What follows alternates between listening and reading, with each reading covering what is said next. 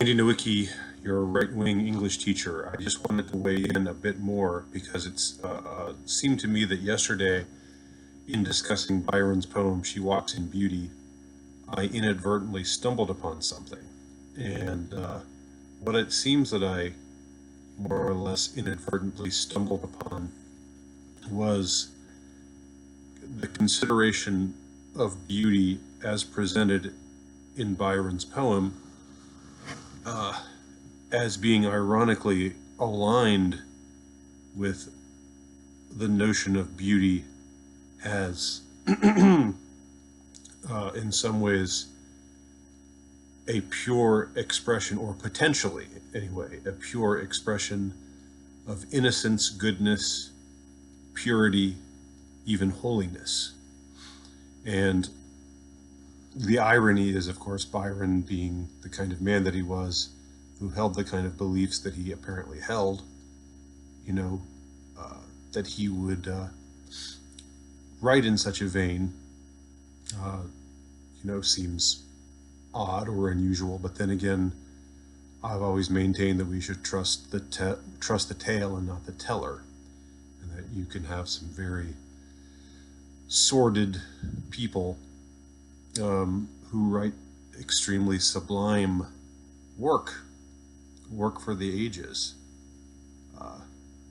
And I know myself to be a man of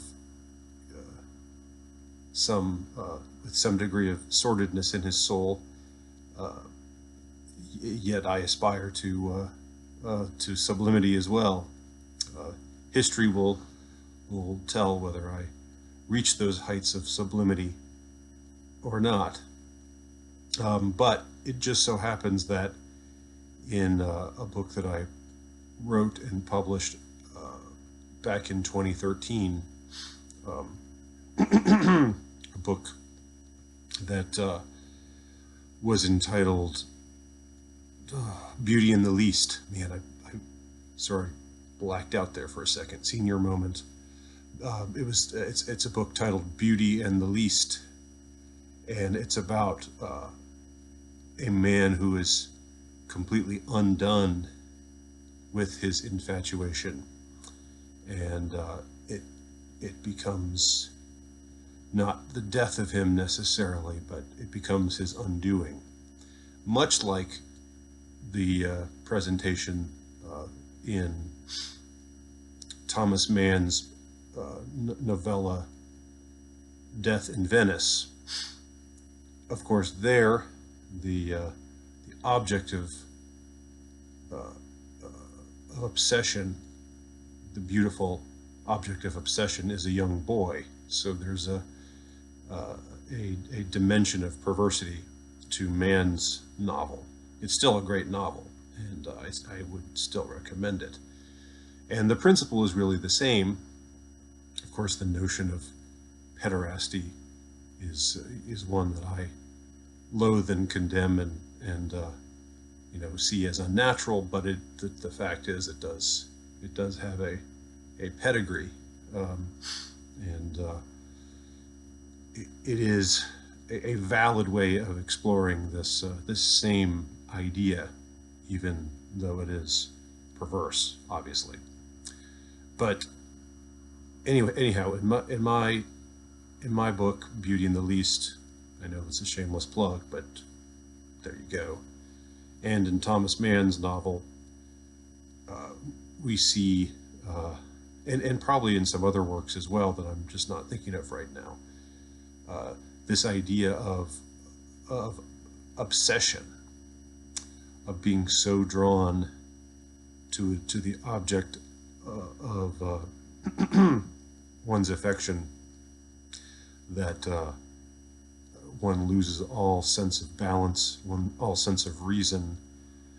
Everything goes out the window, and it ends up being self-destructive. That's what beauty can. That's the effect that beauty can have upon the appreciator of beauty. And this is really a separate subject than the one I was talking about yesterday, because yesterday I was talking about the effect that beauty has upon the person who is beautiful.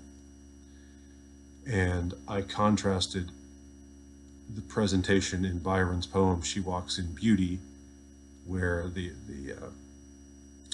woman being praised is beautiful, both, I mean, it sounds corny to say it these days, but it's true.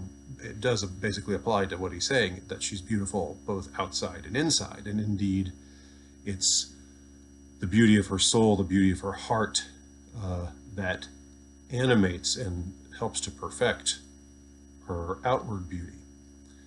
Whereas Hamlet, in Shakespeare's Hamlet, tells Ophelia that her, if she's honest and if she's fair or beautiful, that her honesty should have no discourse with her beauty, because it will corrupt her beauty, and her beauty will be the means of her corruption, the means by which she becomes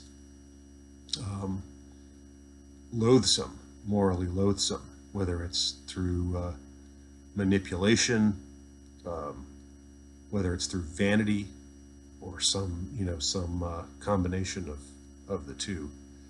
But once the beautiful person becomes aware of her beauty, that leads to her undoing, Hamlet argues. Whereas Byron seems to be saying, in this person's case, in the case of the woman that he's praising in the poem, and this is similar to Dante's Beatrice, and it is similar to, taken all the way up the chain, as it were, to the very top of human feminine beauty, to how the mystics often describe the Blessed Virgin Mary. She's a beautiful woman, more lovely than any woman. But that beauty is entirely transmuted into spiritual beauty. There's nothing sensual in it. So it's a complicated matter. But anyway, yesterday I talked about the dichotomy between what Byron presents, and also the Dantean idea of Beatrice as this object of beauty, but also great purity and great wisdom. You could call it the divine feminine. Not divine, because we're talking about created beings, but they're infused with a divinity of sorts. All the way to the Blessed Virgin Mary, who, according to Roman Catholic doctrine anyway, was conceived without sin. So that's if you will, a debate or a consideration that has relevance to the person who is beautiful, the person being praised. Is beauty an object of corruption, as Hamlet maintains, or can beauty be a signifier of inner purity, and can it be transmuted into something that is, as Byron says, a heart whose love is innocent. Innocence not being a negative thing, not being an absence, but being a positive thing, a presence, a positive presence.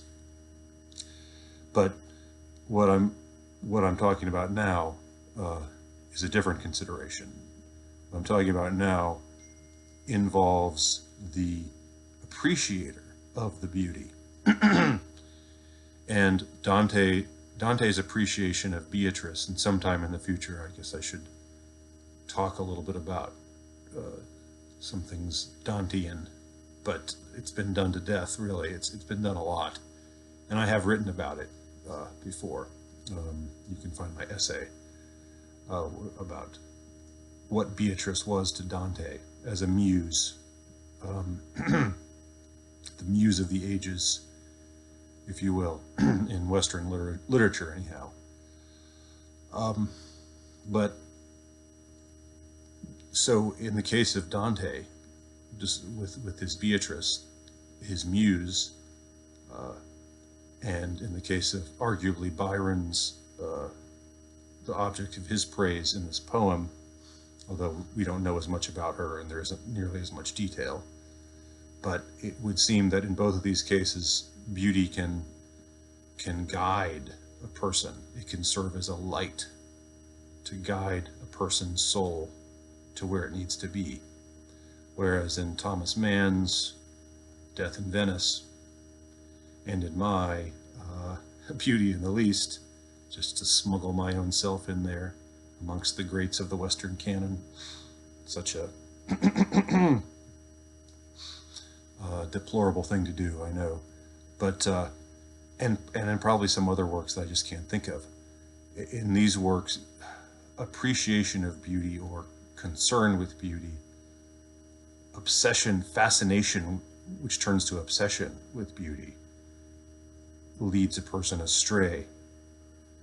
So beauty would seem to be a double-edged sword in many ways. It can be double-edged for the beautiful one, because it can make her wonderful, spiritual, spiritually pure, or it can, sort of complement her physical beauty, or it can make her vain, conceited, manipulative, prone to all kinds of vices,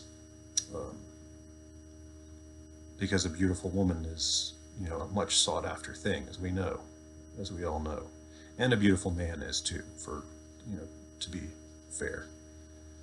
But a beautiful woman is particularly so. And so that's also a possibility. That again, I'm just kind of rhetorically shooting from the hip here, but it's an interesting double-edged aspect to alight upon, that beauty can lead both the beautiful person astray, and it can lead the appreciator astray, or it can lead him to salvation, and it can also lead or be a signifier of the beautiful person's salvation as well.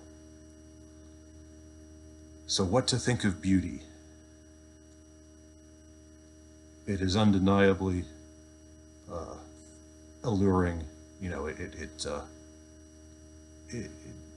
has an appeal that goes beyond reason. It's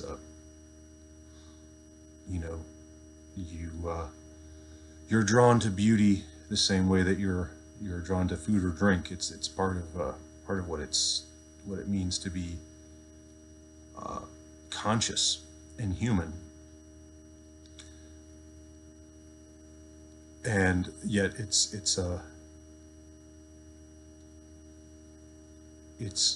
for those of us who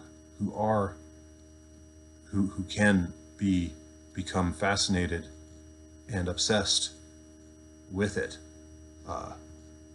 We have to be on our guard to see that we're not being taken in the wrong direction, to see that it's taking us in the right direction, and that we're seeing it in its proper perspective, and that it's not undermining us instead of enlightening and enlivening us. So it's a tricky thing, beauty. Just a few more thoughts on this subject. Thanks for watching.